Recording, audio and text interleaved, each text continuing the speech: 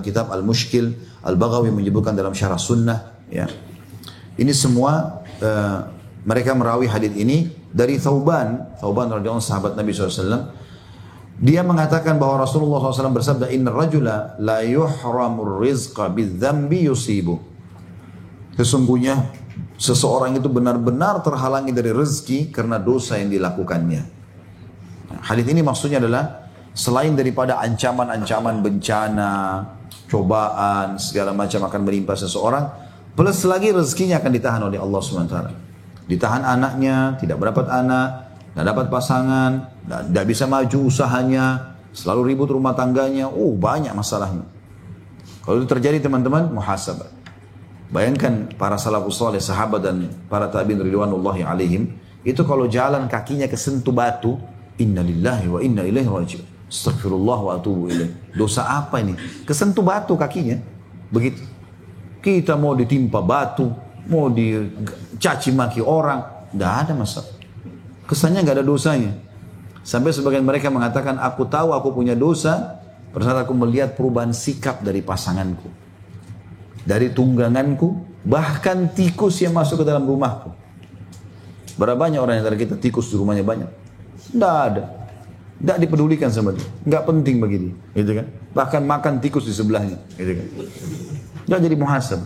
Ya, jangan bilang karena lingkungan kita kotor. Nah, kalau dalam teori syar'i, dosamu ada. Itu. Rumah yang dipenuhi dengan ketaatan, rumah salafus saleh dari tanah liat. Nggak ada tikusnya. Dan mereka jadikan muhasabah. Kalau ada tikus, ada dosanya. Astaghfirullah wa atubu ilaih. Ciri Nabi Daud alaihissalam terkenal dengan kesolehannya. Sampai kata Nabi SAW, sebaik-baik puasanya Daud, sebaik-baik sholat malam sholatnya Daud. Daud tidak makan kecuali dari amal tangannya. Salehnya luar biasa. Apa saja.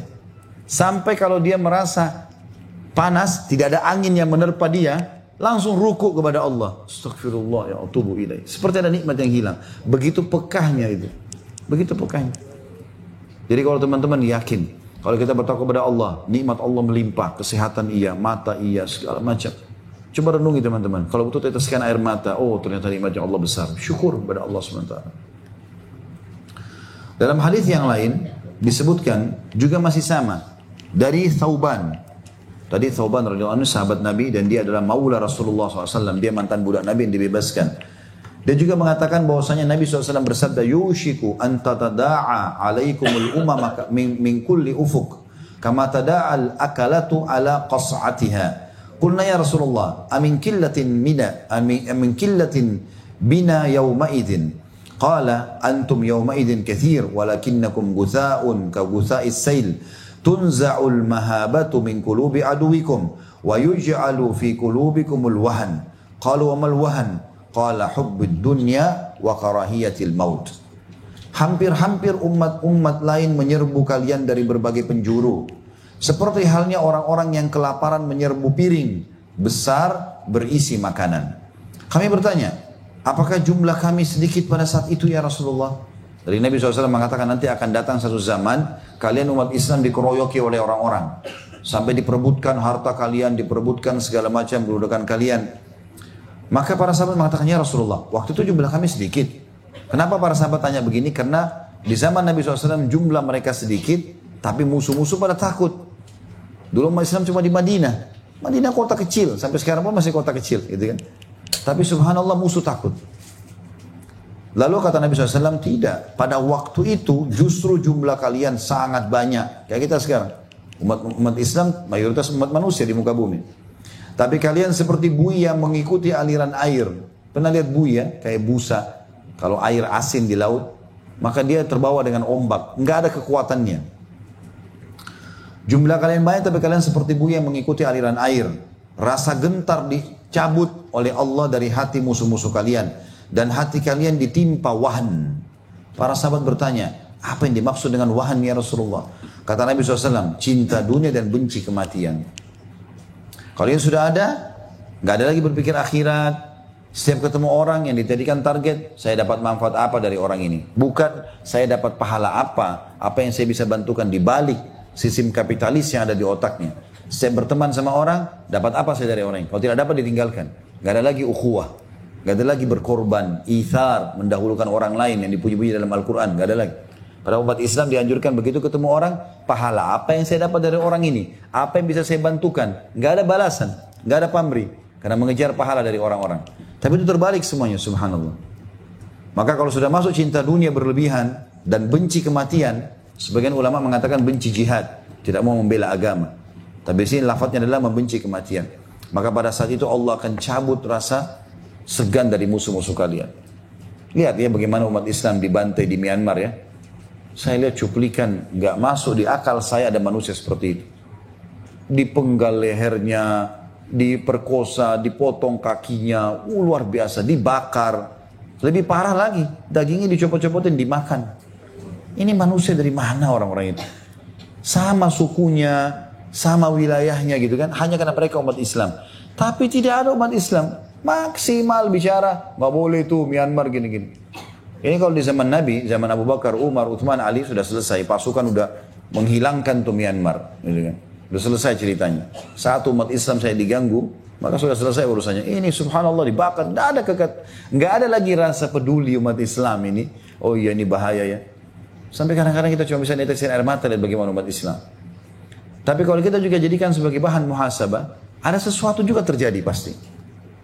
Saya sering kali tanya teman-teman, ada teman-teman saya kenal di Saudi dari Myanmar. Ada apa dengan kalian? Kenapa kok sampai seperti ini Allah datangkan musuh menghancurkan kalian, menghina kalian? Kenapa? Jawabannya sederhana. Memang kami masih jauh dari agama. Bahkan banyak pelanggaran agama yang dianggap biasa. Umat Islam mirip sama orang-orang non-muslim. Gak mungkin Allah datangkan kebinasaan begitu kalau tanpa sebab. Kita beriman, lalu Allah hukum gak ada. Mustahil. Mustahil. Yakin itu. Allah katakan dalam surah Hud, surah nomor 11 ayat 117. A'udzu billahi minasyaitonir rajim. Wa kana rabbuka liyuhlikal qura bidzulmin wa ahluha muslihun. Tuhanmu hai Muhammad tidak akan mendatangkan bencana, cobaan, gangguan, musuh membunuhlah, apalah segala macam sementara penduduknya berbuat kebaikan, kepatuhan, enggak mungkin. Mustahil itu.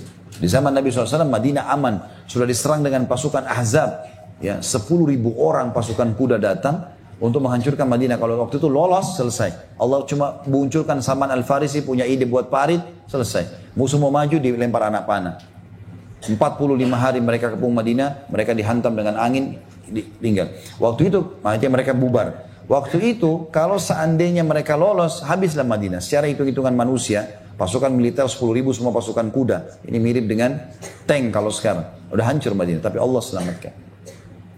Saya waktu ke Palestina, ini cuma pengalaman saja saya berbagi. Saya sempat bicara sama imam masjidnya.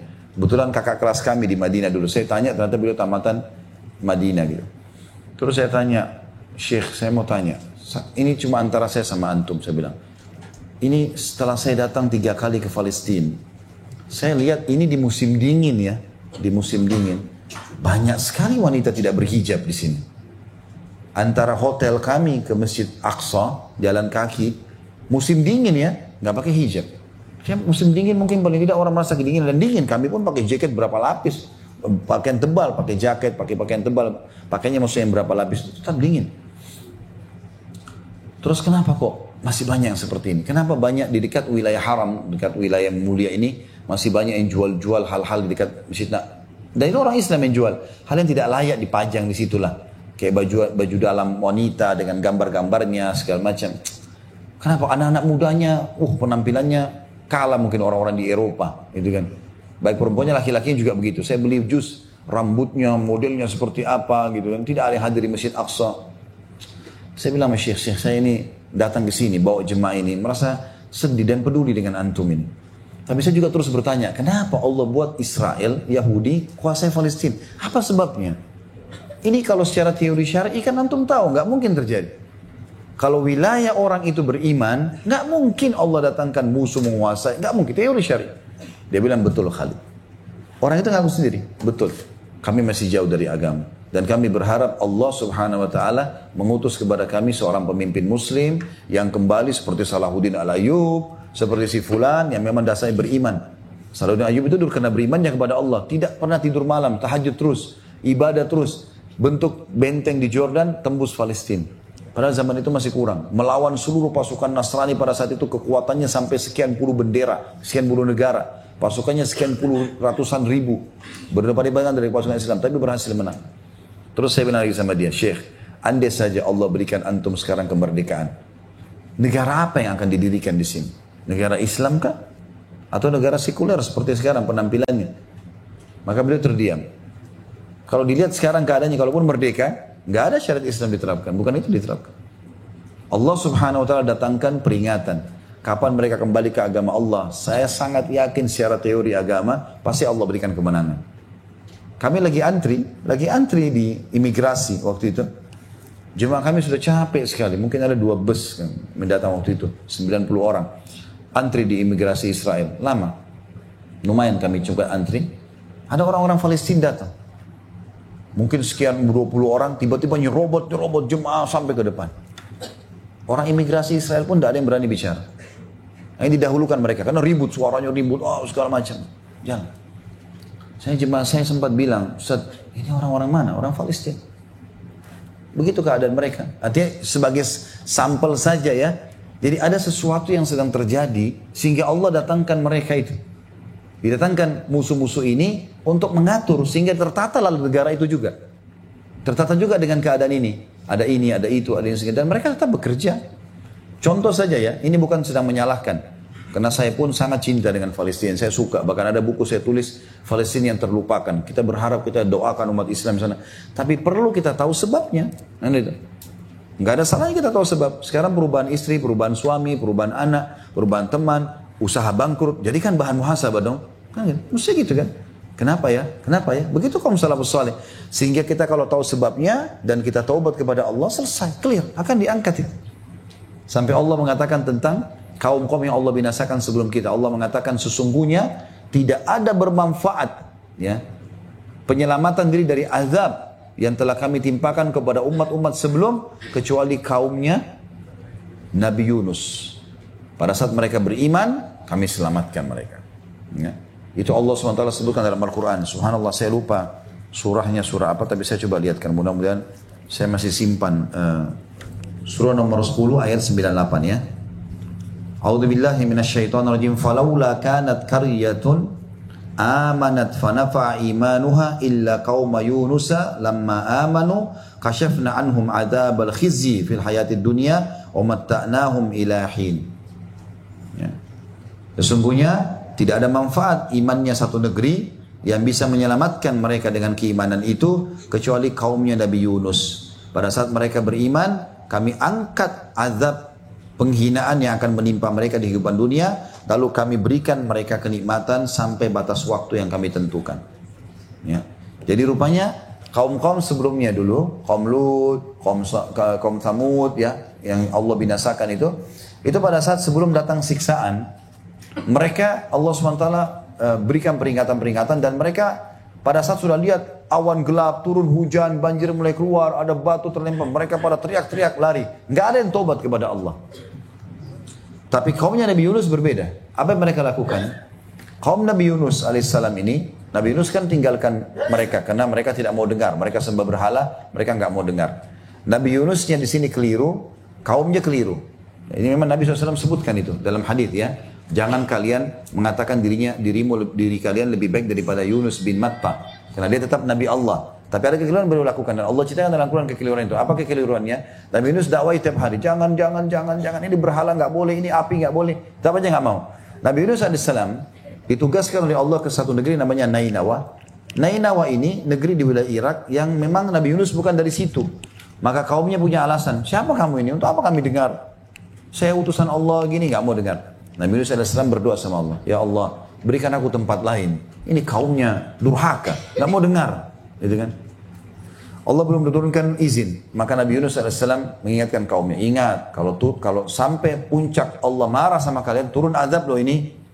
Mereka nggak mau dengar. Nabi Yunus AS melihat nggak ada manfaatnya, nggak ada yang mau beriman.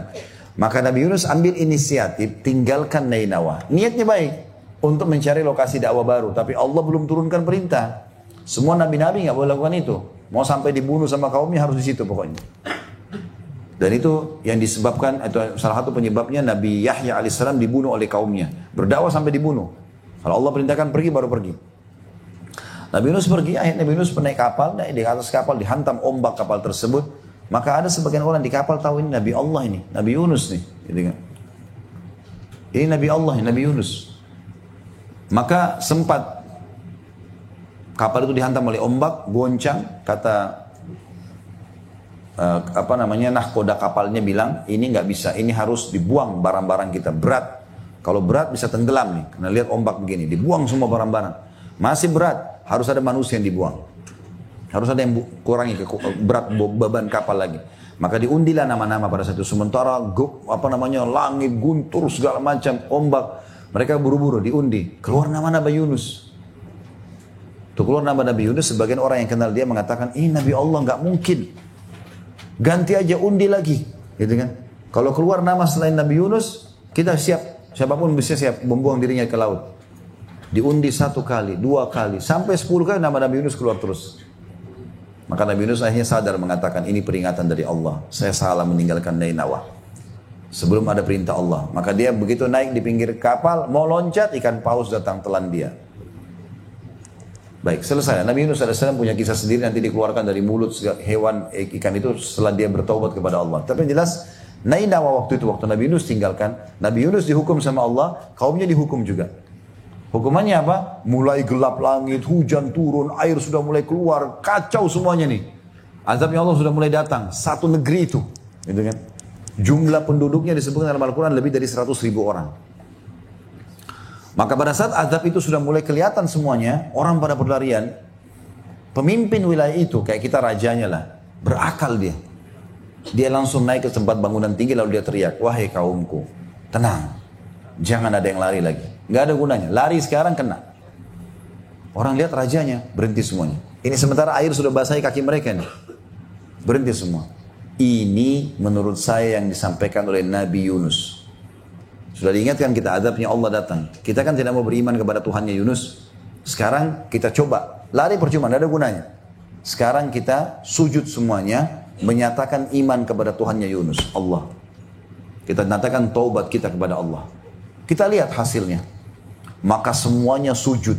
Satu negeri waktu itu, 100.000 orang sujud. Menyatakan iman kepada Allah. Tiba-tiba langitnya jadi terang. Airnya turun semua. Maka berimanlah mereka semuanya. Dan Nabi Yunus pun pada saat itu bertaubat kepada Allah di mulut ikan paus. Allah muntahkan, dia kembali lagi ke Nainawa, ternyata sudah beriman. Lalu mereka diberikan kenikmatan dari Allah SWT. Jadi kalau datang peringatan-peringatan Allah, jangan tambah buat maksiat. Taubat, kembali ke jalan Allah. Datang demam, flu, hujan, banjir, taubat kepada Allah. Kuncinya itu sebenarnya. Ya. Kemudian dikatakan juga, di dalam Musnad Imam Ahmad, ini di jilid 5 halaman 278. Dari Anas bin Malik radhiyallahu anhu, dia mengatakan bahwa Rasulullah SAW bersabda, "Lamma urija bi marartu bi qaumin lahum azfarun min nuhasin yakhmishuna biha wujuhahum wa sudurahum. Faqultu man haula'i ya Jibril? Qala haula'i alladhina yakuluna luhuman nasi wa yaka'una fi a'radihim." Jadi tadi sudah selesai tentang masalah cinta dunia dan takut kematian, sudah kita berikan contoh-contohnya. Sekarang contoh yang lain Ibnu Qayyim kasih. Kata Nabi SAW, ketika aku dinaikkan ke langit, pada peristiwa Isra dan Mi'raj, aku melihat satu kaum, atau diperlihatkan satu kaum, memiliki kuku dari tembaga. Kuku mereka dari besi, tembaga yang tajam-tajam, gitu kan. Lalu mereka mencakari, naudzubillah, muka-muka dan dada-dada mereka sendiri, sampai hancur dengan kuku tersebut. Lantas aku bertanya, siapa mereka wahai Jibril? Maka Jibril alaihissalam menjawab, mereka adalah orang-orang yang memakan daging manusia atau berbuat ghibah dan menodai kehormatan mereka. Hadits ini menjelaskan kepada kita salah satu yang menjadi penyebab azab Allah SWT datang di kuburan, ini siksa kubur, adalah orang yang suka menggibah. Dan menggibah adalah sengaja masuk ke wilayah orang lain, bukan urusan dia.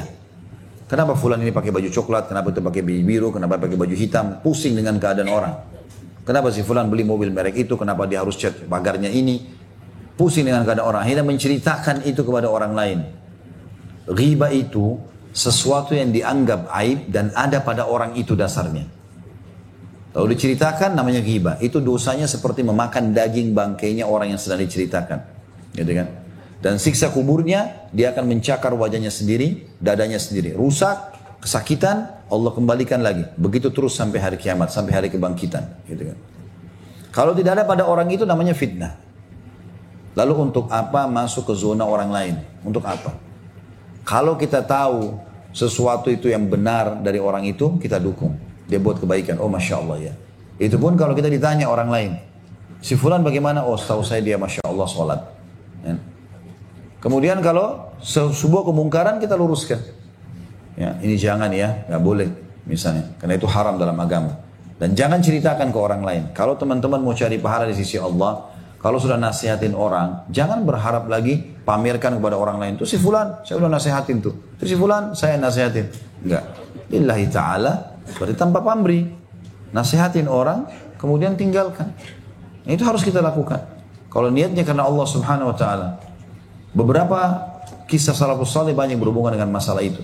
Bagaimana mereka pada saat menasihatin, mereka datang membisikkan, lalu mereka pergi. Mereka nggak bicara apa-apa. Ada seorang penasihat khalifah, di zaman Sulaiman bin Abdul Malik. Dia lagi Sulaiman bin Abdul Malik rahimahullah sedang mengundang orang dengan para tabi'in, diundang pada saat datang. Ada satu orang datang, kemudian dia membisikkan ke kupingnya penasihat khalifah ini. Dia mengatakan, hati-hati kalau kamu sedang dekat dengan raja seperti ini, kedudukanmu bisa membinasakanmu nanti. Semua akan ada hisabnya hari kiamat. Makanan yang kau hidangkan, minuman yang kau hidangkan, undangan yang kau sebarkan ini, semua ada pertanggung jawabannya. Lalu kemudian orang ini mengatakan, penasihat itu mengatakan, saya mendengarkan kata-kata tersebut seperti saya mendapatkan air dingin di kuping saya. Sesuatu yang mengingatkan saya luar biasa. Saya terus mengatakan, tambahkan dan nasihatmu. Tanpa saya melihat orang itu, belum tahu mukanya siapa. Terus dia mengatakan terus dengan nasihatnya, hati-hatilah, harta ini cuma akan ditinggalkan, akan ada pertanggungjawaban, jangan kau makan kecuali yang halal. Kalau khalifah salah, nasihatilah selalu. Dia bilang, saya betul-betul menikmati nasihat itu, gitu kan. Begitu selesai saya dengar suaranya sudah nggak ada, saya sambil merenungi, sambil tetesin air mata, ini benar-benar ya mungkin saya salah, mungkin gini. Begitu saya balik, orangnya sudah nggak ada. Saya cari orang itu, mana orang itu? Nggak ada. Orang nasihatin lillahi ta'ala. Datang nasihatin pergi. Atha bin Abi Rabah, seorang ulama tabi'in, datang ke Hisham bin Abdul Malik, datang nggak minum setetes air pun, datang nasihatin. Wahai Amir Mu'minin, Anda diciptakan oleh Allah sendirian, lahir dari rahim ibu Anda sendirian, Anda beramal sendirian, Anda akan mati sendirian, Anda akan dihisab oleh Allah sendirian, dan Anda akan tentukan ke surga neraka sendirian. Tidak ada manfaatnya singgasana ini, nggak ada manfaatnya orang-orang sekitar Anda dan juga harta-harta ini semua. Hisham bin Malik nangis khalifah sambil mukul-mukul tongkatnya ke karpet. Jazakallahu khairan. Semoga Allah balas kau kebaikan. Lalu Atha bin Abi Rabah keluar dari istana. Keluar. Kata temannya yang temani Atha bin Abi Rabah, demi Allah Atha masuk dan keluar tidak minum setetes air pun. Lillahi ta'ala nasihat. Ada orang diundang oleh pemimpin, oleh pejabat. Makan dulu. Minum dulu. Akhirnya perutnya kenyang, tenggorokannya, dahaganya sudah hilang, nasihatnya juga hilang. Nah iya. Udah susah dia bicara, ada jasa. Orang lillahi ta'ala datang. To the point bicara. Maaf, saya minta waktu sebentar. Saya tahu Anda melakukan begini dan begitu. 4 mata kita nasihati dia. Karena kata Nabi SAW, siapa yang menegur orang di depan umum, dia telah membinasakannya. Nasihati baik-baik. Begini. Saya pernah datang ke satu wilayah, subhanallah, di Indonesia ini. Saya kagum dengan pemimpin wilayah itu. Kebetulan beliau seorang bupati. Lalu panggil saya setelah selesai ceramah, Ustaz, saya ingin bicara 4 mata. Baiklah. Silakan. Panggil satu ruangan, dia bicara sama saya, duduk. Ustaz, saya sengaja mau bicara karena saya merasa halal nggak kalau saya begini. Bagaimana pendapatan ini? Bagaimana saya harus menata kota ini? Bagaimana begini dan begitu? Saya bilang, menurut saya, ya saya tahu teori agama begini Pak, ya 1, 2, 3, 4, 5. Jazakallah khair. Kalau gitu saya akan lakukan, saya akan begini. Ini pemimpin yang luar biasa gitu. Saya pun merasa nyaman karena saya luasa nasihatin beliau dan minta dan berdua di ruangan. Bagus, nasihatin orang berdua, setelah itu pergi keluar. Udah selesai, yang penting sudah sampai kepada mereka nasihat itu. Jangan teriak-teriak depan orang sehingga membuat dia malu, sehingga membuat dia terhina, gitu kan? Nasihatin lillahi ta'ala, gitu kan? Maka harusnya begitu. Dan jangan pamer lagi, karena hati-hati kalau sampai ada sesuatu yang kurang dari orang itu, maka bisa masuk dalam bab ghibah dan hukumannya berat. Ya, hukumannya berat. Kamu ghibah sekarang, kamu akan digibah besok. Kamu memfitnah sekarang, kamu akan difitnah besok. Kamu mencuri sekarang, kamu akan dicuri besok. Al jaza min jinsil amal. Balasan akan sesuai dengan kadar perbuatan seseorang. Harus hati-hati. Hadis yang terakhir yang kita bahas di sini adalah hadis yang disebutkan dalam Jami' at-Tirmidzi atau Jami' at-Tirmidzi, ya. Disebutkan di nomor 2404. Abu Hurairah radhiyallahu anhu mengatakan, bahwa Rasulullah SAW bersabda, yakhruju fi akhir zamani qaumun yakhtiluna ad-dunya bid-din wa yalbisuna lin-nasi musuqud da'ni minal lin alsinatuhum ahla minas sukkar wa qulubuhum qulubudz dhi'ab yaqulu Allah azza wa jal abiya ya'tarun wa alayya yajtari'un fabi halaftu la'ab'athanna ala ulaika fitnatan tada'ul halima fiha hayrana. Pada akhir zaman nanti, kata Nabi SAW, akan muncul satu kaum yang mencari dunia dengan agama. Jadi ini peringatan buat kita di zaman sekarang, sudah zaman akhir zaman. Akan muncul satu kaum yang mencari dunia dengan agama. Mereka memakai kulit domba lantaran kelembutannya untuk menyombongkan diri di depan manusia. Tutur kata mereka lebih manis daripada gula, tapi hati mereka hati serigala. Allah berfirman, apakah mereka akan menipuku? Apakah mereka berani mengecohkanku? Aku bersumpah dengan diriku bahwa aku benar-benar akan mendatangkan bersama mereka satu fitnah yang membiarkan orang yang memiliki sifat sabar dan lemah lembut berada dalam kebingungan. Artinya Allah Subhanahu wa taala di sini mengancam orang-orang yang menjual agama ini demi untuk mendapatkan dunia, ya. Apa saja sifatnya? Ya. Dalam arti kata di sini dia betul-betul berkedok dengan kemasan dunia itu. Ada orang banyak begitu. Kita lihat di pengajian, penampilannya luar biasa. Tapi kalau kita temukan menipu sana, menipu sini, buat data palsu, masih begini dan begitu. Ya. Bahkan saya temukan ada informasi dari beberapa teman-teman ustaz, itu ada orang yang di pengajian belum suami istri, tapi penampilannya sudah sangat luar biasa, soleh dan solehanya, lalu mengumpulkan sumbangan, lalu kemudian mereka menggunakan untuk kebutuhan pribadi mereka. Ya. Dan sekian banyak hal-hal yang berhubungan dengan masalah ini. Maka akan muncul nanti itu di akhir zaman. Tapi Allah Subhanahu wa taala akan mengganggu mereka atau menghukum mereka dengan hukuman-hukuman yang membuat mereka dengan sendirinya orang sabar pun tidak bisa sabar lagi karena beratnya masalah itu. Juga dalam riwayat Ibnu Abi Dunya dari Ja'far bin Muhammad dari ayahnya, dari kakeknya, dia mengatakan bahwa Ali pernah bertutur, akan datang satu zaman atau satu masa ketika manusia akan datang satu masa kepada manusia ketika tidak tersisa lagi dari Islam selain namanya, juga dari Al-Quran melainkan hanya tulisannya. Masjid-masjid kaum muslimin pada saat itu sangat megah, namun kosong dari petunjuk. Para ulama mereka adalah seburuk-buruk orang yang terdapat di bawah langit. Fitnah pun muncul dari mereka dan kembali kepada mereka. Ya, artinya ini peringatan dari Ali bin Abi Thalib apa yang beliau sampaikan tentang akhir zaman. Sudah banyak orang dari orang-orang yang memeluk agama ini, ya, kemudian mereka menjadi tokoh-tokoh dalam agama, malah mereka memperjualkan dunia atau agama ini untuk dunianya. Ya, dalam arti kata di sini mereka menunggangi itu untuk kepentingan mereka. Dinukil kepada kami kisah, ada seseorang yang mengisahkan dari Mesir, kisah Mesir. Ada seorang dai berceramah. Dia berceramah dan dia punya retorika yang sangat bagus sampai membuat jemaahnya pada nangis. Masalah sedekah. Sedekahlah gini-gini segala macam. Orang semua hanya mau sedekah. Termasuk yang hadir anaknya sendiri dalam masjid itu. Anaknya nangis-nangis juga dengar ceramah ayahnya. Begitu ayahnya pulang, dia bilang pulang di rumah, anaknya lagi ngumpulin bajunya, segala macam mau sedekah, karena motivasi dari ayahnya. Lalu dia tanya, ayahnya tanya, yang ceramahnya bilang, mau apa ini anak? Dia bilang, saya mau sedekah. Tadi kan ayah ceramah tentang sedekah. Dia bilang, enggak, itu untuk mereka, bukan buat kita. Artinya itu saya nasihatin orang-orang, kamu enggak usah ikut-ikutan. Gitu kan? Berapa banyak orang sekarang titelnya agama, sarjana agama segala macam, ngaji nggak bisa, ya, bekerja juga hanya sekedar kejar dunia, ya, sogokan masih diterima dan segala macam pelanggaran terjadi. Kadang-kadang teman-teman satu kalimat yang terucapkan mungkin bisa jadi nasihat perbaikan, gitu kan? Kita nggak tahu demi untuk kebaikan ke depan. Kalau emang kita membawa nama agama ya sudah bawa agama. Pakaian kita ini harus sama dengan hati kita.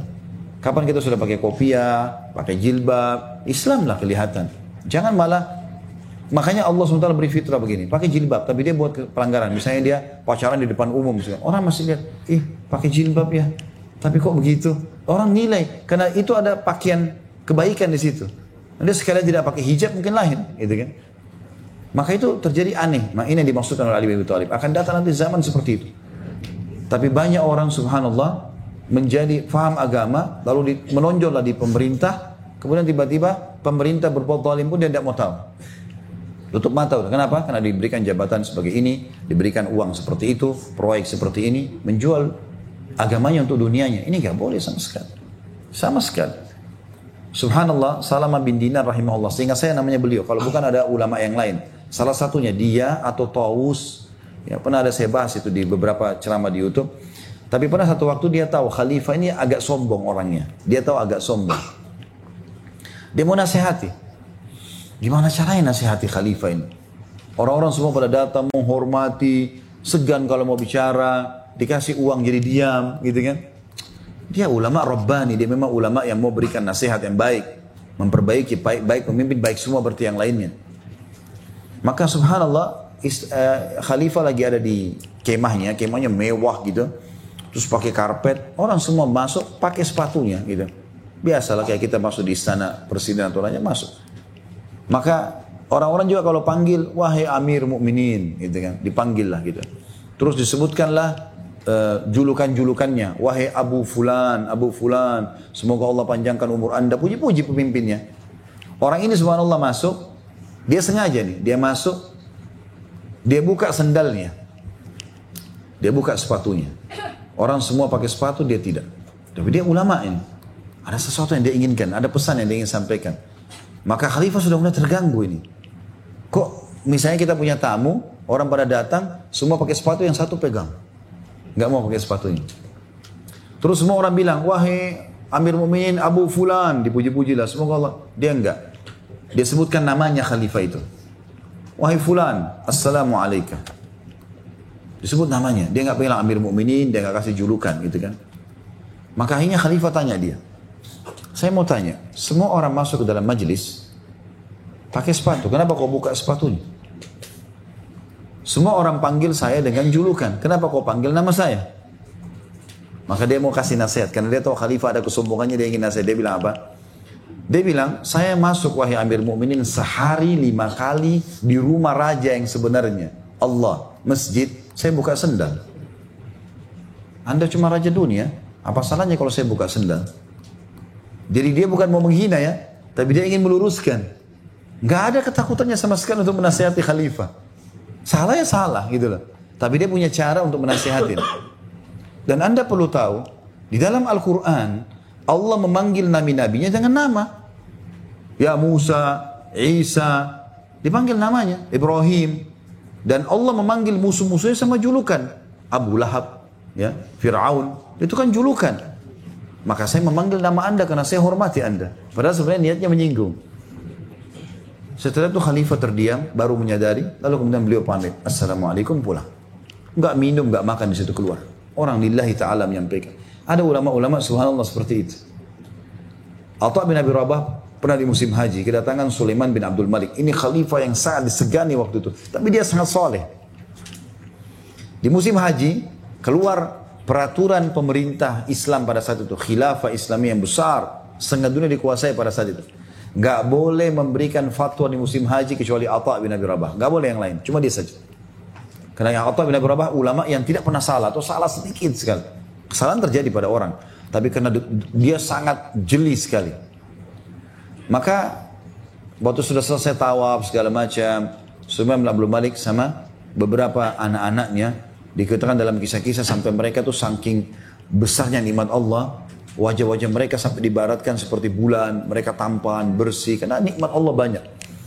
Dan dia soleh, dia selalu peduli dengan para ulama. Lalu dia mengatakan pada pengawalnya, mana sahabat kalian? Maksudnya mana ulama kita nih, si Atha? Mereka bilang di kemahnya Amir Mukminin. Lagi menjawab fatwa para muslimin yang sedang haji. Kata dia, saya mau ketemu. Kata para pengawalnya, kami panggil? Enggak usah, kata Sulaiman. Biar saya ke kemahnya. Wajar, lagi musim haji, lagi pakai baju ihram. Lebih layak saya datang kepada dia. Di sini semua orang sama. Datanglah Sulaiman bin Malik masuk ke kemah. Begitu masuk ke kemah, oleh Atha disambut. Atha bin Abi Rabah ini teman-teman, kakinya pincang satu, matanya rusak satu, rambutnya keriting kecil-kecil, badannya kurus, kulitnya hitam. Mantan budak. Dibebaskan oleh tuannya jadi ulama besar. Dalam kondisi subhanallah orang kadang-kadang fisiknya pun sempurna, dia masih segan sama pemimpinnya ya. Ini subhanallah fisiknya begitu, dan ini yang datang atasannya dia. Tapi subhanallah agama tidak menghalangi orang untuk menyampaikan kebenaran. Maka pada saat dia khalifah masuk, dia salaman. Pelukanlah sama Atha bin Abi Rabah, segala macam, tanya kabar. Terus setelah itu sudah selesai semua, bicara apa kabar, segala macam. Terus langsung Atha tanya, wahai Amirul Mukminin, kenapa anda datang? Saya ke kemah ini. Dia bilang, saya punya pertanyaan. Atha balik tanya lagi. Pertanyaan tentang urusan pemerintahankah? Umat secara umum? Atau pertanyaan anda pribadi? Kata khalifah, pertanyaan saya pribadi. Ada beberapa hal yang saya mau tahu masalah haji. Tiba-tiba Atha bilang kalimat, teman-teman, diukir sampai hari ini, Jumat ini pun sampai di telinga Bapak Ibu sekalian. Karena ikhlasnya dia ingin menasihatin karena Allah. Dia bilang apa? Wahai Amirul Mukminin, kalau yang anda mau tanyakan kepada saya masalah anda pribadi, saya minta dengan hormat anda keluar ke kemah ini, dari kemah ini, antri bersama muslimin. Ini atasannya ini. Karena anda telah memberikan saya kedudukan untuk menyampaikan fatwa. Dan sekarang umat Islam sudah antri sebelum anda masalah mereka pribadi. Kalau anda mau nanya masalah pemerintahan, umat manusia, tanggung jawab anda, saya akan dahulukan. Maka pengawal-pengawal khalifah jengkel dengan ini. Siapa orang ini? Mantan budak, suruh khalifah begini, gitu kan? Tapi subhanallah, karena khalifah orang beriman juga sama Allah. Allah lagi uji imannya, dia berdiri. Dia keluar, dia antri. Atha bin Abi Rabah menjawab orang-orang dengan sangat tenang. Hukumnya begini. Selesai sampai tiba khalifah giliran. Khalifah juga tetap bertanya, dijawab sama dia. Begitu dia pulang, khalifah pulang ke istananya, ke kemahnya. Kemahnya di Arafah, di Mina, mewah sekali gitu kan. Dia kumpulin semua anak keturunannya. Dia mengatakan, wahai anak-anakku, saya tahu kalian punya pertanyaan. Kok bisa saya membiarkan ada orang seperti itu menghinakan saya? Tapi ketahuilah, ilmulah yang telah membuat dia seperti itu. Ya. Dan ilmu juga yang membuat saya seperti ini. Artinya saya bisa menerimanya. Ilmulah. Ketahuilah, belajarlah wahai anak-anakku. Karena dengan ilmu agama, Allah angkat derajat kalian. Bahkan dengan ilmu agama, para ulama itu bisa mengatur dan menasihati para khalifah, pemimpin. Maka teman-teman sekarang kita lihat bagaimana para ulama yang betul-betul agama berbekas pada hidup mereka. Mereka menasihati karena Allah Subhanahu wa taala. Berbekas juga pada orang lain. Ya. Maka ini Allahu alam yang kita bahas pada pertemuan sekarang, dan insya Allah kita akan lanjutkan lagi dengan bahasan yang lain atau lanjutan bahasan di pertemuan akan